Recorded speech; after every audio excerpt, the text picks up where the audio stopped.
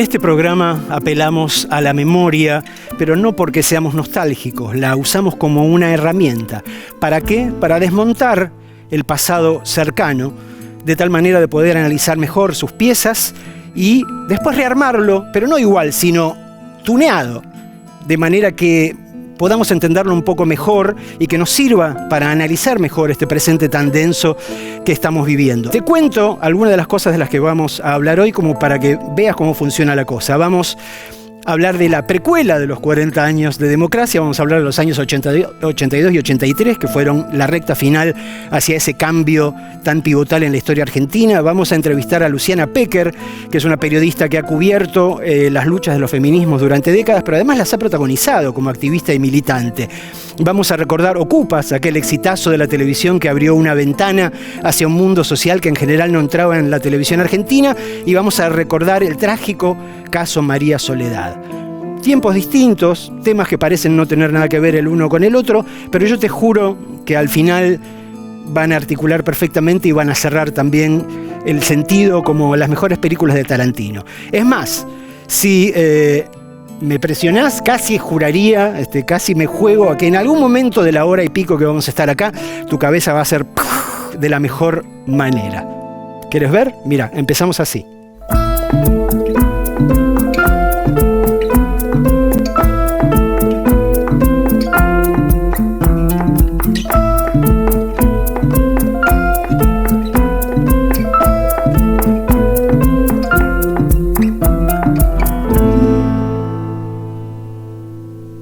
¿Vieron cómo es en Hollywood que cuando la pegan con algún exitazo se les ocurre a ver cómo hacemos para explotarlo e inventan esta cosa de la precuela, ¿no? De repente deciden contarte qué es lo que pasó exactamente antes.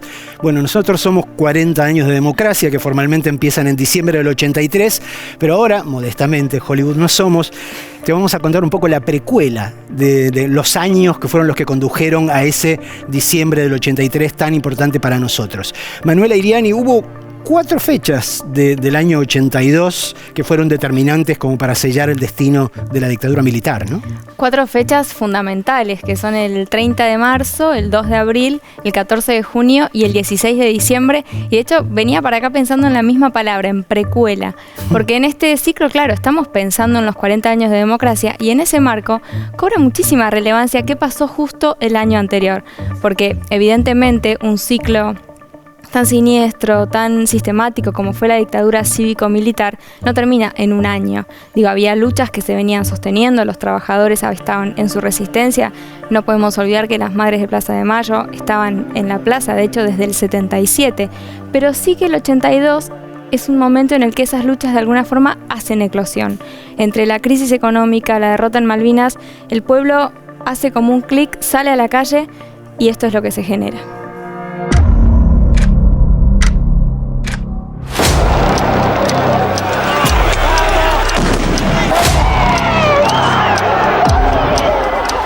Era un momento muy caótico. En general no se sabía bien qué iba a pasar en Argentina y qué iba a pasar con la dictadura. Había una resistencia permanente que fue creciendo y explotó. No había vuelta atrás. El 2 de abril del 82 es un momento de éxtasis colectivo. Si quieren venir, que vengan. La rebelión del pueblo fueron detonantes. La fuerza que impulsó fue el vamos, salgamos, esto se tiene que terminar.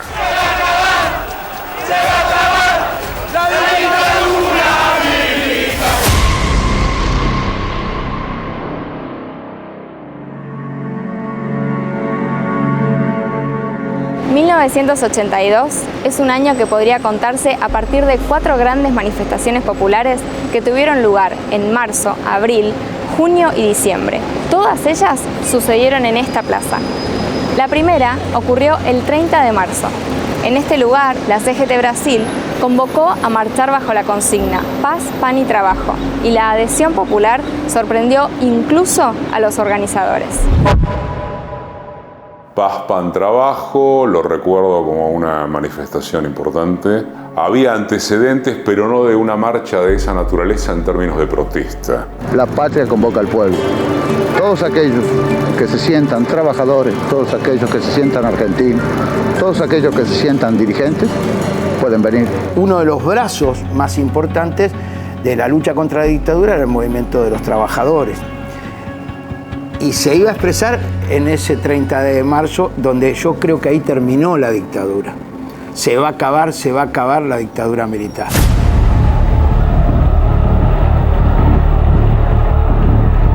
La plaza estaba repleta, todos los partidos políticos. La represión fue solamente superada por el 19 y 20 de diciembre, porque fue feroz. Si bien habíamos preparado, no habíamos pensado en una represión de esa naturaleza tan masiva. Habían rodeado era como que ellos no soportaban que llegáramos a Plaza de Mayo. Es una represión brutal. Hay muchos detenidos, de eso yo me había enterado en Washington. Entre ellos estaba preso mi hijo mayor.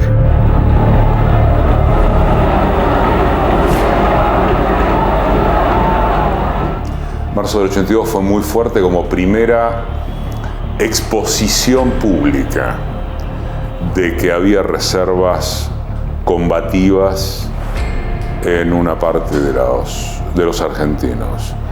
Por eso es tan terrible el contraste con lo sucedido 2 días después.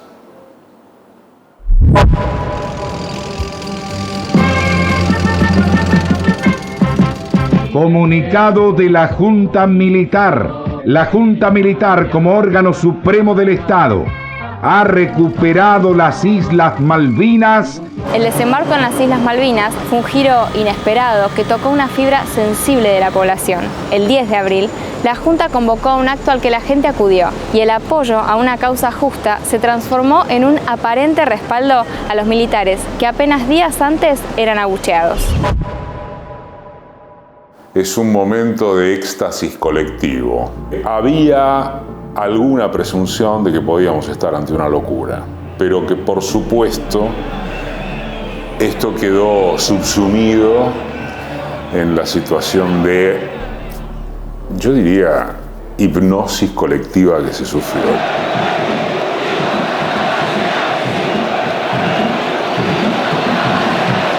Hubo debate si íbamos o no a la plaza el 10 de abril. Bueno, yo debo confesar que fui a la plaza y viví uno de los instantes de aprendizaje más grandes que tuve de la capacidad del pueblo. El 10 de abril. El 10 de abril, no el 2 de abril, el 10 de abril. Estaba repleta la plaza. Tuvo que salir Galtieri a la plaza y decir, bueno, sí, está viniendo las fuerzas inglesas. Habla y dice, si quiere venir el Principito, que venga, lo vamos a estar esperando, pum, pum. Y la plaza explotó. Si quieren venir, que vengan, les presentaremos batalla. El proceso creyó que ese apoyo era a ellos y no era eso. Y Galtieri siguió hablando y envalentonado dijo, yo como presidente de los argentinos. Y la chiflatina que hubo fue tremenda. Como presidente de la nación, representando a todos ustedes.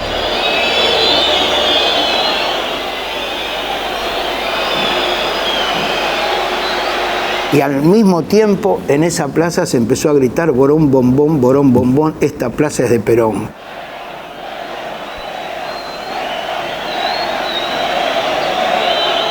Ese pueblo fue capaz de entender que había claramente una ilegalidad de la dictadura, pero estaban nuestros pibes en Malvinas y era legítimo la cosa. Y después lo íbamos a ver.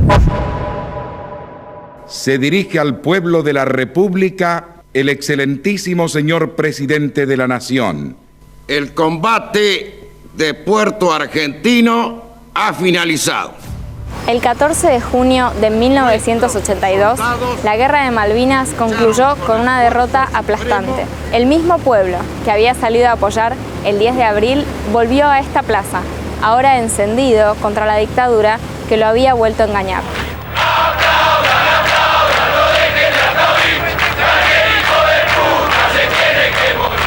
Si no hubiese sido por la guerra en Malvinas, hubiese sido otra cosa. Galtieri, en el discurso del combate de Puerto Argentino ha finalizado, habrá sido mediodía, primera tarde, una cosa así. No habrá pasado hora o más de hora y media que ya empezaba a llegar la gente a Plaza de Mayo. No en masa, en desorden conmovido.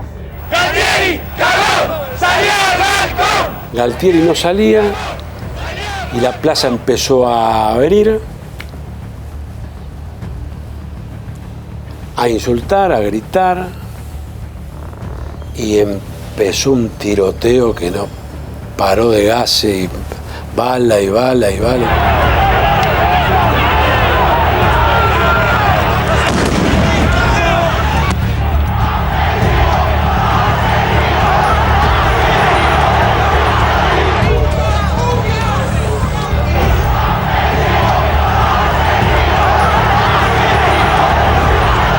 Creo que esa huida abrió el cauce porque a partir del 14 de junio hasta fin de año fueron luchas permanentes en aumento para que se vayan lo más rápido posible.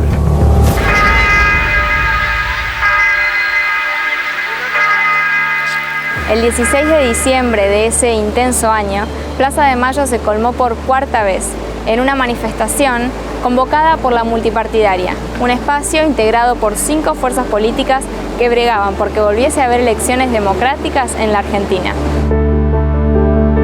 El 16 de diciembre de 1982 es la primera marcha de la Multipartidaria. La Multipartidaria se empezó a organizar, ¿no? Y que va a terminar convocando a no solamente empezar a discutir cómo se recupera la convocatoria a las elecciones, sino inclusive va a ser el 16 de diciembre una gran marcha impresionante. Se llega con mucha polenta social porque se estaba, después de la caída de Puerto Argentino, ante la primera manifestación pública importante. Acá estamos, en la calle. Fue una marcha muy grande.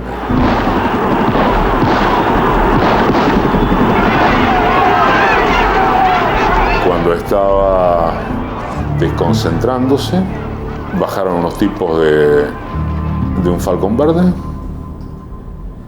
como en los momentos más tenebrosos. Asesinan a Dalmiro Flores, un obrero metalúrgico salteño de 28 años. Quedó impune ese asesinato, recordémoslo. El 30 de marzo estábamos discutiendo que se acabó. El 16 estábamos empezando a discutir el futuro.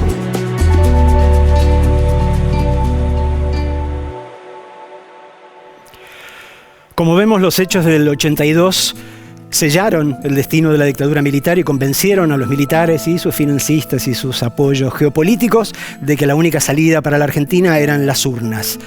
¿Qué fue lo que pasó en el 83, Alan Longi? Y en el 83, después de muchas reuniones con la Multipartidaria, después de intentar torcer el rumbo de la dictadura también y con mucha participación popular, lo que ocurre es que finalmente se establece una fecha de convocatoria a elecciones. Si bien la dictadura buscaba que no se produjeran en el año 83, sino recién en marzo del 84. En octubre de ese año, el pueblo argentino vuelve a votar y de esta manera recuperamos la democracia.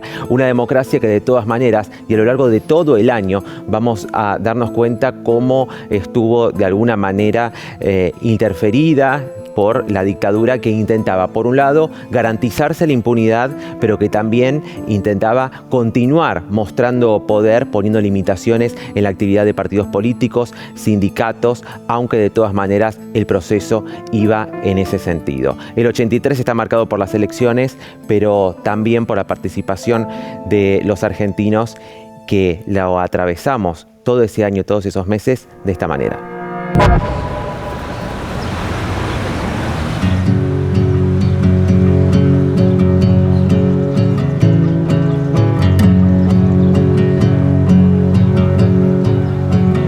La dictadura militar estaba completamente desprestigiada, deslegitimada, y había un proceso de movilizaciones populares impresionante. Estamos hablando de paros generales, movilizaciones, vecinazos. Y por otro lado, la inflación estaba llegando al 400%. La idea originaria de los militares de hacer un retiro pacífico y pausado, casi como una especie de aterrizaje blando, era algo imposible de llevar adelante, y ese proceso tenía una conducción política que era la multipartidaria.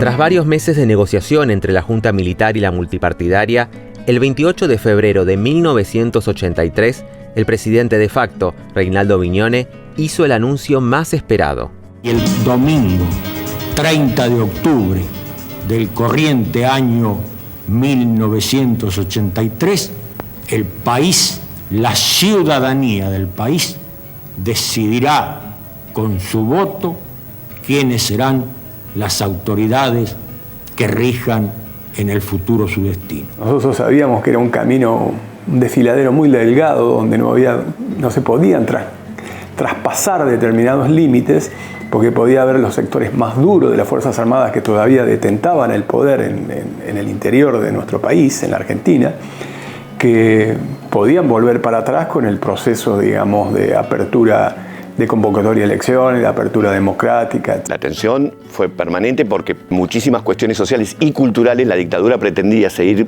controlando el proceso, manejándolo, y se le desbordaba. Fue de mucho aprendizaje, y de mucha participación ciudadana. Cuando se abren las afiliaciones se produce un fenómeno que es récord mundial. La Unión Cívica Radical consigue 1,5 millones de afiliados, y el Partido Justicialista consigue 3,5 millones de afiliados. Eso solamente en el Partido Comunista Chino se veían números de ese calibre. Y además cada acto que hacía Alfonsín, que hacía Luder, que hacía Allende, era multitudinario, algo que no se había visto y que, digámoslo, no se volvió a ver. Ahora, Alfonsín. Esta es nuestra gente. En las internas de la Unión Cívica Radical se impuso Raúl Alfonsín, líder de Renovación y Cambio, el sector más progresista entre las líneas internas de la UCR. El surgimiento de Raúl Alfonsín y el movimiento de Renovación y Cambio le pone un matiz bastante diferente. Tenía un tinte izquierdista, progresista en su manera de dirigirse y los contenidos de su programa. Y como Ricardo Balbín ya no estaba, el que encabezaba esa línea nacional era nada más y nada menos que Fernando de la Rúa. Durante toda la dictadura, el Partido Justicialista estaba prohibido. Quiere decir que los que siguieron teniendo algún tipo de actividad fueron los sindicatos. Con María Estela Martínez de Perón exiliada en España desde 1981, el peronismo definió sus candidaturas sin la presencia de su presidenta. El 5 de septiembre, el plenario del Partido Justicialista eligió a Ítalo Luder como candidato presidencial. Nosotros entendemos que vamos a obtener los electores suficientes para consagrar la fórmula del justicialismo. Nunca hemos llegado al gobierno si no es por la mayoría del pueblo. Nunca llegamos al gobierno en función de proscripciones de las grandes mayorías populares, ni tampoco por golpes militares. De manera que nosotros estamos acostumbrados a respetar la voluntad popular. Era muy buen candidato. No era un candidato cálido, pero tenía una trayectoria personal impecable. Señor que había hecho todo bien en su carrera, siempre leal al peronismo, muy elaborado intelectualmente, con experiencia de Estado. Ítalo Argentino Luder. Una trayectoria íntegra lo avala como presidente. Profesor universitario de Derecho Constitucional, Sociología y Criminología. Corredactor de la Constitución Nacional de 1949. Presidente del Parlamento Latinoamericano.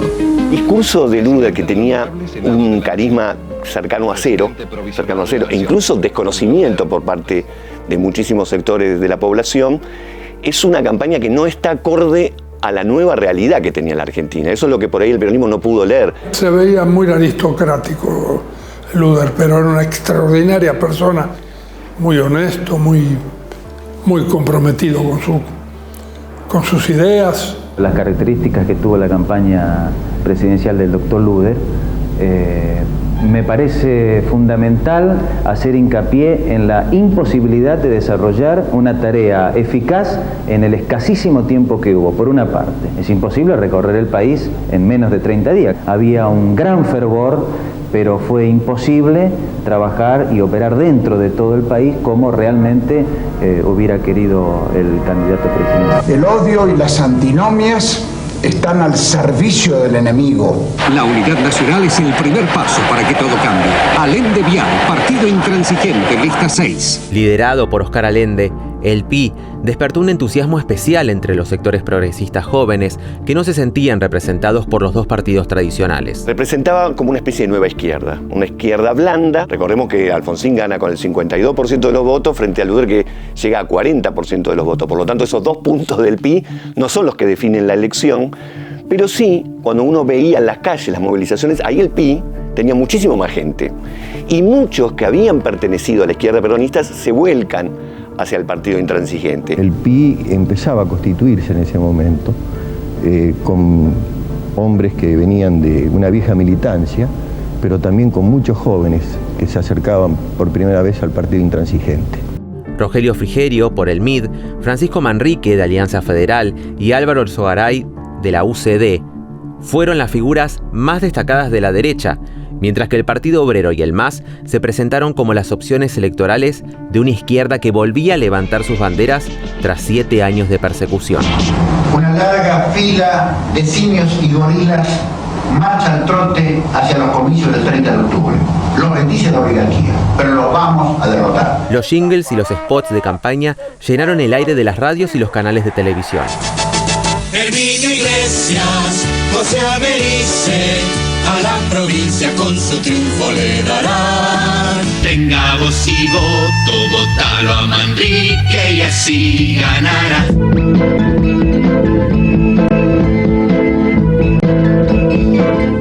Queremos una sociedad más justa, más buena, más feliz, donde los jóvenes puedan realizarse y realizarla. Luder Vittel, la fórmula de la unidad para la revolución en paz. Ahora, Alfonsín, el hombre que hace falta. Ahora, Alfonsín. Tras haber recorrido el país, los candidatos de los partidos más populares llegaron a su cierre de campaña presidencial con 2 actos realmente masivos, algo que en el país no ocurría desde hacía una década. ¡Se acaba la dictadura! Hay una frase muy famosa de Alfonsín que se transformó en icónica: con la democracia se come, se cura, se educa. Con la democracia se come, con la democracia se educa, con la democracia se cura. ¿Eso fue una recomendación de campaña?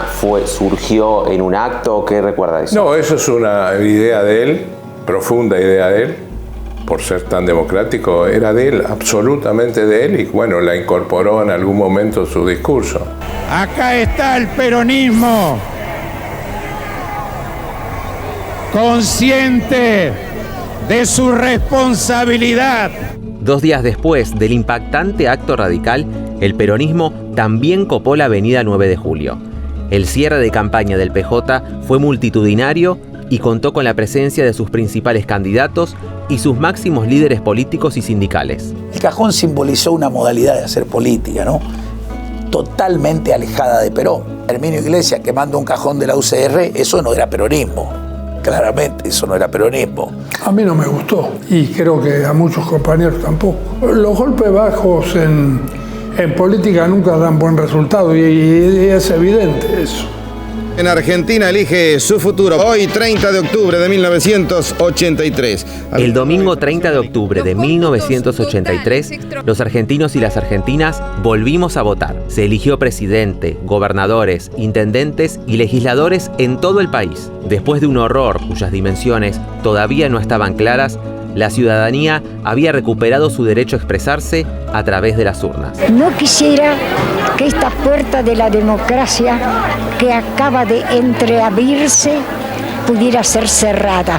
La satisfacción de que el país se retorna a la democracia y que todos los argentinos están cumpliendo con su deber. Estamos aquí muy emocionados, desde luego, cumpliendo con nuestro deber cívico. Recorriendo las escuelas hay una verdadera euforia, cualquier cantidad de gente, va a votar mucha gente. Las Fuerzas Armadas han cumplido con su palabra y hemos llegado al final al sufragio. Acá se está votando por la democracia y creo que este es el mejor camino, el más correcto, y muy contento de ver la juventud como se ha expresado. Escrutadas 26.925 mesas y faltando 40.636 para la Unión Cívica Radical, 3.303.573 votos que representan el 55%. Para el Partido Justicialista, 2.223.999, 37%. Ha triunfado, está triunfando la democracia en la República Argentina. Peronistas y radicales juntos aquí festejando el triunfo de la democracia. Eso es, yo creo, el resultado fundamental de esta elección. Pensaba que no iba a haber tanta diferencia, pero sí estaba convencido que triunfábamos. En esta jornada memorable, donde la democracia ha vuelto a la vida de la nación, iniciamos todos hoy una etapa nueva de la Argentina. Tenemos todos la enorme responsabilidad de asegurar hoy y para los tiempos la democracia y el respeto por la dignidad del hombre en la tierra argentina, o porque un pueblo unido jamás será vencido.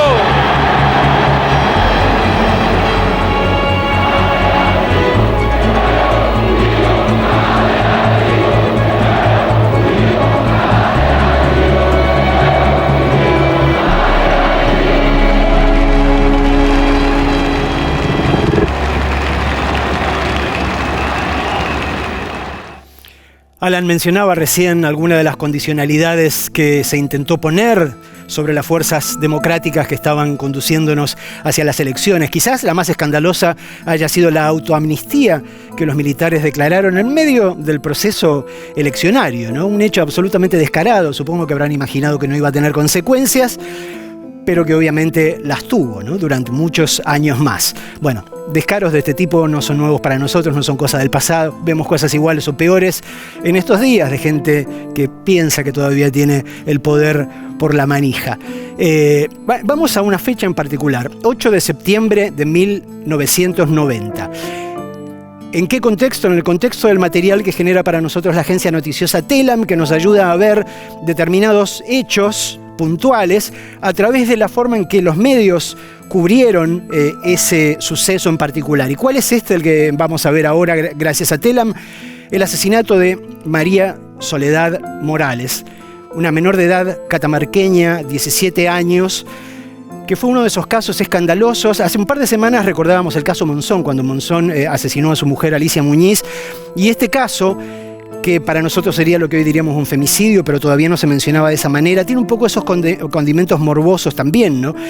Primero era un ex campeón mundial asesinando a su mujer, acá era una chica que había muerto en un hecho bastante oscuro que podía llegar a tener que ver con los hijos del poder. Veamos cómo los medios trataron el caso María Soledad en su momento. Catamarca, 7 de septiembre de 1990. Una chica de 17 años sale a bailar y se encuentra con su novio, pero nunca vuelve a su casa. 3 días más tarde, la encuentran brutalmente asesinada en las afueras de la capital, con indicios de que su cuerpo había sido sometido a todo tipo de vejaciones. Con la muerte de mi hija, se ha ido una parte de mi vida. El país conmovido. María Soledad Morales tenía 17 años, iba a un colegio de monjas y se la veía sonriente y rodeada de amigas. Desde el principio fue notorio, además de la atrocidad del crimen, la velocidad con la que se buscó probar una supuesta hipótesis y dar por cerrada la investigación.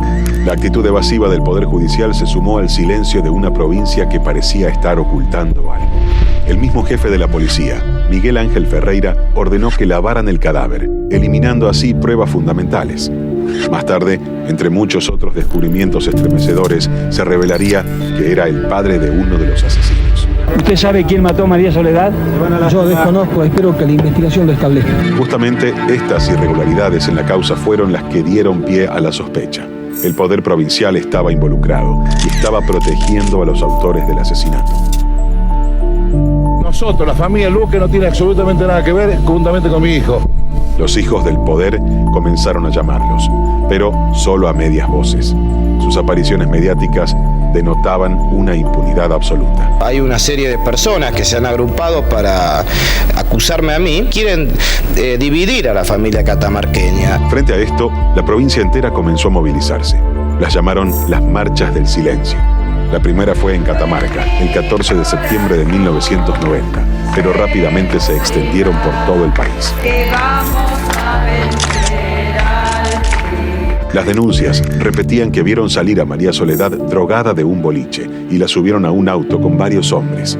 La palabra fiesta se repetía seguido. Sin embargo, la demanda social no giraba tanto en torno al crimen, como un caso de violencia de género, sino se concentró más en la palabra corrupción y lo que empezó a nombrarse cada vez más seguido como el poder feudal de la provincia.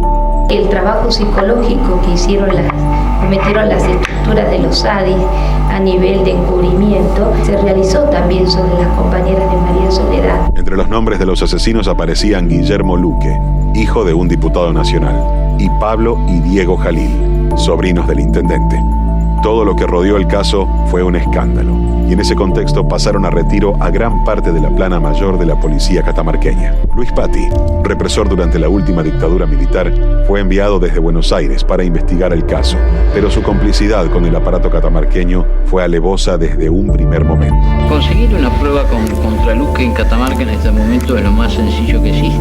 La cosa no debe pasar por ahí. El caso fue tan paradigmático que en 1993 salió la película, dirigida por Héctor Olivera y protagonizada por Valentina Bassi. Como el crimen no estaba resuelto y el juicio ni siquiera había comenzado, los nombres de los victimarios fueron cambiados.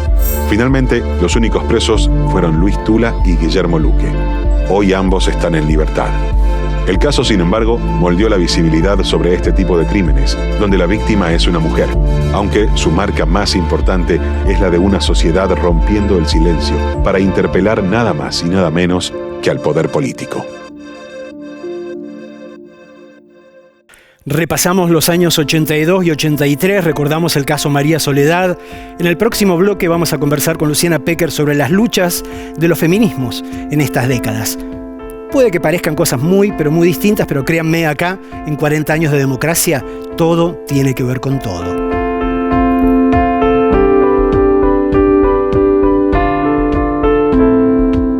Cuando tratamos de dar un vistazo panorámico a los 40 años de democracia argentina, en general es muy lógico perderse o sentir vértigo, porque son muchas cosas que han pasado, hay mucho personaje, mucho protagonista, pero yo creo que hay una forma maravillosa de no perderse, de no perder el hilo de lo que verdaderamente ha sido importante en la evolución democrática de este país durante las últimas 4 décadas, y es prestarle atención a las mujeres. ¿Dónde están?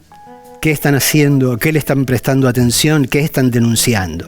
Luciana Pecker, que está hoy aquí con nosotros, es una de esas mujeres a las que está muy bien prestarle atención, porque toda su carrera se puede seguir a partir de esta línea vinculada a la evolución democrática de estas últimas 4 décadas.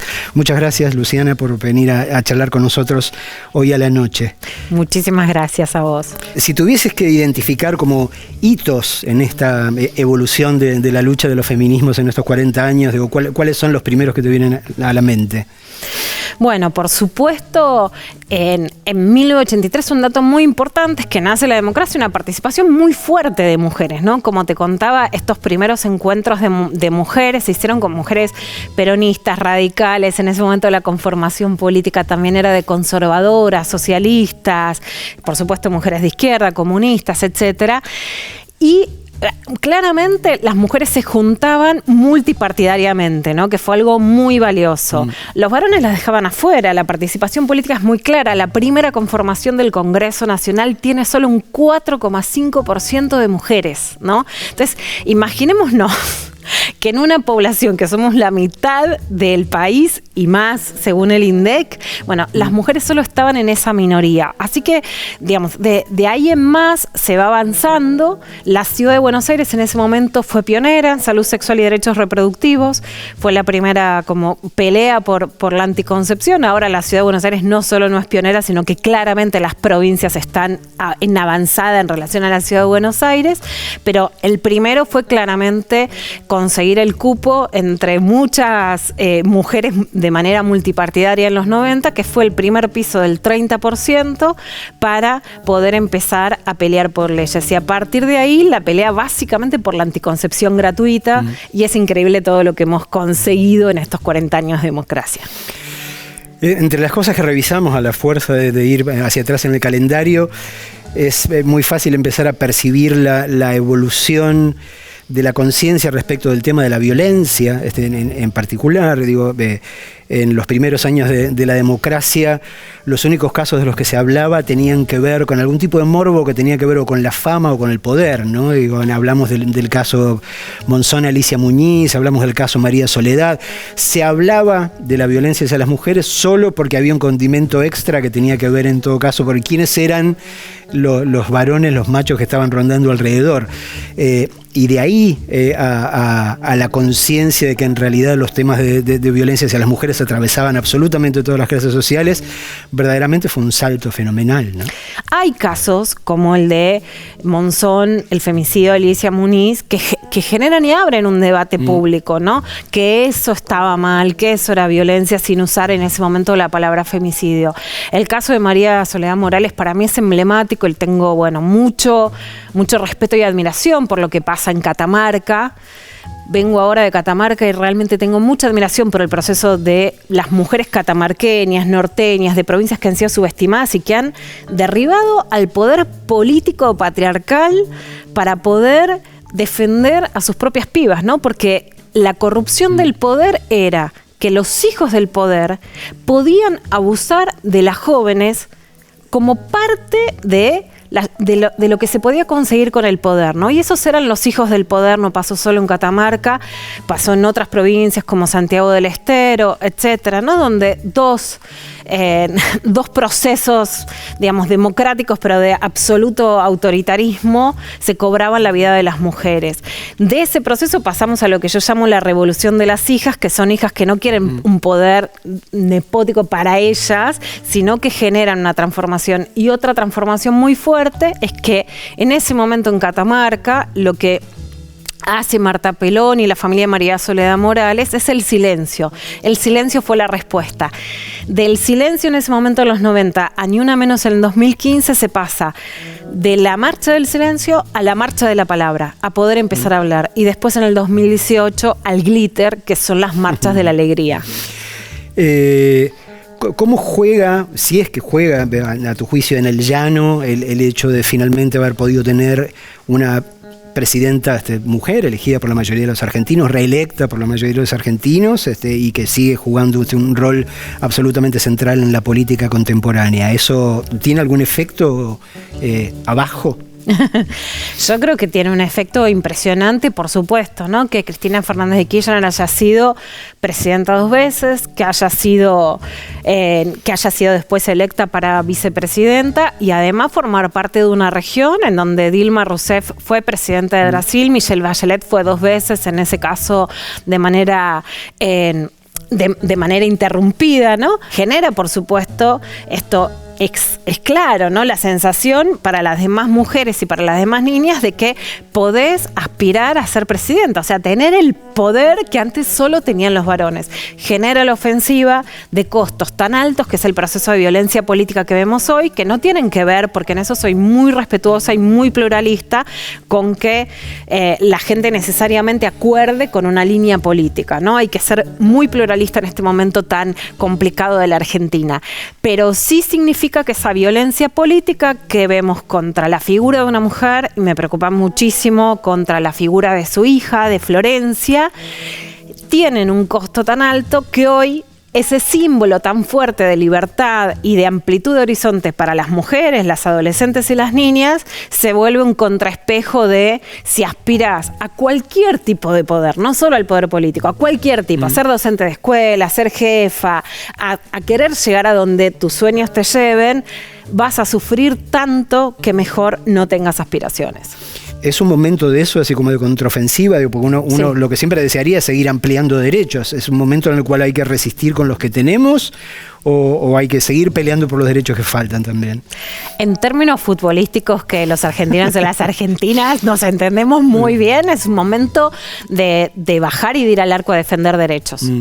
Una fantasía que no se cumplió en lo político, en lo económico y también en materia de género y diversidad, en donde la Argentina es súper pionero. O sea, hay que entender que la Argentina sí, como hoy, bueno, por supuesto somos campeones mundiales, realmente cuando habla del pañuelo verde, la cantidad de leyes y derechos y la avanzada de Argentina de aprobar el aborto legal, pero además de incidir en la región, en la legalización del aborto en México, en Colombia, a través, en su caso, de la Corte Suprema, con muchos avances, es una Argentina que genera ola realmente, que genera eco en la región. Por eso la contraofensiva en la Argentina es tan fuerte y es un momento que hay que entender este diagnóstico y que hay que ir al arco a defender los derechos, porque estamos claramente en una situación de retroceso y en donde podemos perder muchos de los derechos que ganamos y que de hecho generan también un cambio muy fuerte norte-sur, ¿no? Porque la agenda de género no es solo una agenda particular para personas en particular.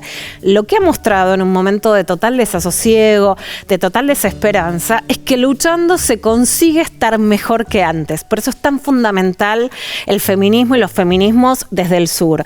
Hoy Estados Unidos, que ha perdido por este fallo de la Corte Suprema previamente manipulada por Donald Trump como herencia antes de irse para generar una composición más conservadora, es que las mujeres del norte aprenden de las mujeres del sur y llevan el símbolo que es el pañuelo verde del sur. Entonces estamos en un momento en donde desde el sur logramos generar impacto en América Latina, en Europa y en Estados Unidos. Pero por supuesto, eso se paga caro y se paga con una persecución muy fuerte a los feminismos en la Argentina y a las mujeres simbólicas de la Argentina, más allá de que con algunas acordemos y con otras no. A pesar de que, como decías, a través de la metáfora futbolística, este sea un momento en el cual hay que quedarse en el arco a defender derechos, ¿cuáles son los que faltan? Que no quiere decir que siempre estemos dispuestas a salir por el costado y a volver al arco, no a volver a golear, esa es la idea. Pues, a eso voy exactamente. ¿Cuáles son las deudas que todavía tiene la democracia argentina para con sus mujeres? Bueno, yo creo que claramente salir de la idea de que la violencia era parte de la vida privada, salir de la idea del no te metas al sí te metas ha sido fundamental y hace muchos años que les decimos a las mujeres que denuncien violencia de género. Lo que es muy peligroso es decirle denuncia y después no te protejo. Entonces, proteger realmente a las víctimas. Hay un caso conmovedor en este año que es el de María, que denunció violencia y no fue protegida, es fundamental. Hay que ponerles un escudo, hay que poner tecnología, hay que poner tobilleras electrónicas para monitorear a los agresores y hay que proteger realmente a las víctimas de femicidio, porque en estos 40 años de democracia sí, la mitad del camino es el peor de los caminos. No podemos defender, pero no podemos salir de la cancha. Las mujeres que denuncian hay que protegerlas. Creo claramente que hay que aprobar la ley de cuidados. Hay un pacto de Buenos Aires para que las mujeres que barren, que limpian, que cocinan, que cuidan a los pibes sean protegidas, que haya mayores licencias teniendo en cuenta las familias diversas, teniendo en cuenta diferentes realidades, pero que además no se acaba en el momento del nacimiento, pero que trabajar en la casa no sea una mochila que cargamos solo las mujeres o las madres, sino que sea una mochila compartida por la comunidad, por el Estado, por los varones y, por supuesto, también por las empresas. Yo creo que, además, lo que se conoce, que no se llama de esa manera, como ley para jubiladas amas de casa, es una ley que no es ley, es simplemente un término administrativo de las moratorias previsionales y que hay que garantizarla por ley porque también es muy distintivo que las mujeres se puedan jubilar y que se reconozcan las tareas de cuidado, que es algo que ha hecho el ANSES, reconociendo 1 año de aportes por cada hijo e hija. Entonces creo que son algunos de los puntos fundamentalmente, ¿no?, económicos en algunos sentidos, de violencia en otros, en los que hay que seguir avanzando. Luciana Pecker, muchísimas gracias por venir a conversar con nosotros esta noche. No te vayas, que ya volvemos con más democracia.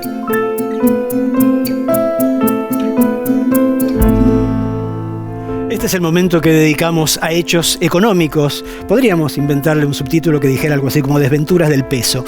Hace algunos programas recordábamos lo que había ocurrido en el 85 con el Plan Austral, que, como su nombre hacía temer, murió congelado en muy, pero muy poco tiempo.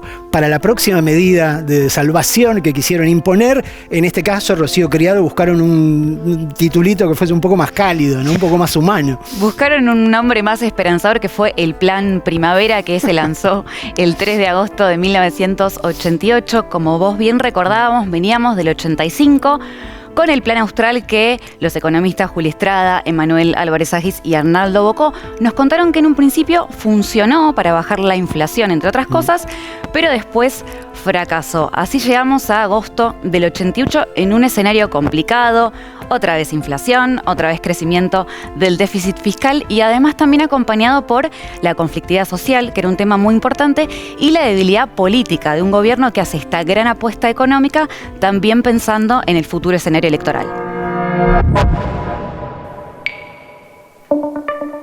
El gobierno ha trabajado intensamente en la búsqueda de una solución que nos permita detener de manera rápida la tasa de inflación que hoy efectivamente tenemos. A partir del 88 la Argentina empieza todo un ascenso en materia inflacionaria que llegó al 30% mensual, 40% mensual. Se arma un plan antiinflacionario para que la inflación no esté desbocada cuando la gente además tenía que tomar decisiones, pero además para que la gente viva mejor, muchísimo más ortodoxo, si querés, muchísimo más liberal. Es decir, cuando digo eso, digo más énfasis en que el gasto público no crezca tanto, más énfasis en que la emisión monetaria no sea tan elevada.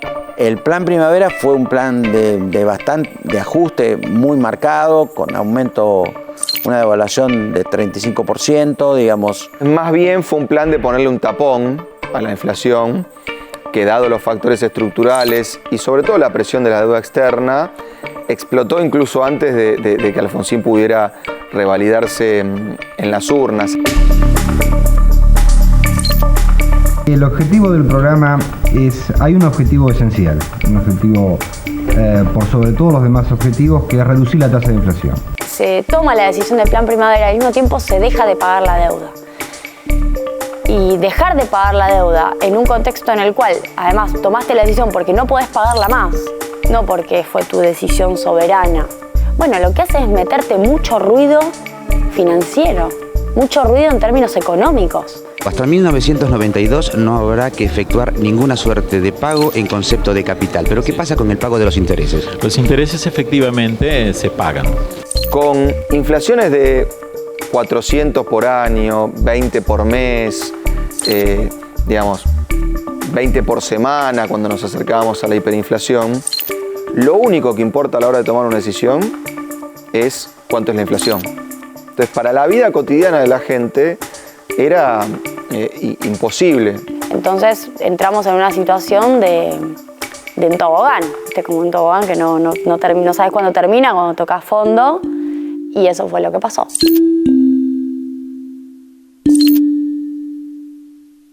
Que somos responsables de lo que sucede, porque desde luego, como corresponde, el presidente de la nación se responsabiliza por todos los actos que hacen a su gestión de gobierno. Pero esto de ninguna manera significa que aceptemos que hay una imprevisión en este tema, que haya culpables de lo que sucede. Y bueno, es inflación, desempleo Recordemos, había crisis, cortes de luz por días eternos. El fenómeno inflacionario que le ganó al plan generó una licuación de los salarios muy fuerte. Una clase trabajadora que se fue armando. Las huelgas son siempre conducidas por una necesidad que tiene el dirigente de representar a bases que están totalmente disconformes con una situación que presenta el gobierno que no da respuestas. La inflación alta, la hiperinflación, es uno de esos procesos económicos que dejan lo que los economistas denominamos cicatrices. Uno habla de cicatriz en términos económicos cuando hay un evento económico que genera un efecto tal que los agentes económicos no se lo olvidan. Entonces, todo el tiempo se acuerdan que cuando había inflación alta había que hacer ciertas cosas. Eso es muy dañino para la economía porque entonces la gente empieza a anticipar los fenómenos inflacionarios y a veces incluso los genera por haber tenido esa digamos que el que se quema con leche ve una vaca y llora. Los agentes Ahorra Grande Aurora Grundig le devolverán los aumentos del primer año. Suscríbase y derrote la inflación. El plan primavera no llegó a desplegarse como se lo planificó. El austral fue la tragedia, el primavera ya fue un poco en clave de farsa. Era claramente la necesidad de tener un anuncio, de recrear la regeneración de expectativas que había generado el austral, pero me parece que era copiar un poco las formas, pero no el contenido. Cuando Alfonsín sufre, la emergencia de los carapintadas, él llamó al peronismo y Cafiero estaba con otros dirigentes de primera línea en la Casa Rosada respaldando, hubo movilizaciones, Plaza de Mayo. Ese ejercicio que hizo instantáneo, producto de la crisis, lo pudo haber hecho en el momento de la crisis económica en el 83, 84. Era para un gobierno de coalición, no un gobierno como él pensó.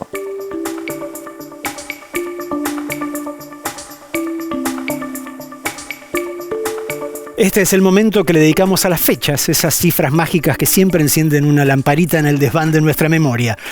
¿Quiénes nos conducen a través de estas fechas? Manuela y Rocío. Un 11 de noviembre de 1989 se concreta la primera comunicación a través de un teléfono celular en Argentina. La llamada salió de las oficinas de Movicom y fue hacia el presidente Carlos Menem, que se encontraba en la residencia de Olivos.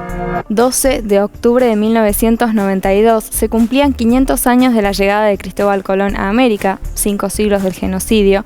Por supuesto, en ese momento no se había generalizado una mirada crítica de estos hechos y hablábamos todavía del Día de la Raza. Recién en 2010 se modificó esta nomenclatura y comenzamos a referirnos al Día del Respeto a la Diversidad Cultural Americana. El 27 de junio de 1994, tras el triunfo de la selección argentina ante Nigeria con un resultado de 2-1, Diego Maradona es expulsado del Mundial de Estados Unidos por dar positivo en el examen de antidoping. Fue en ese momento donde pronunció su histórica frase: "Me cortaron las piernas".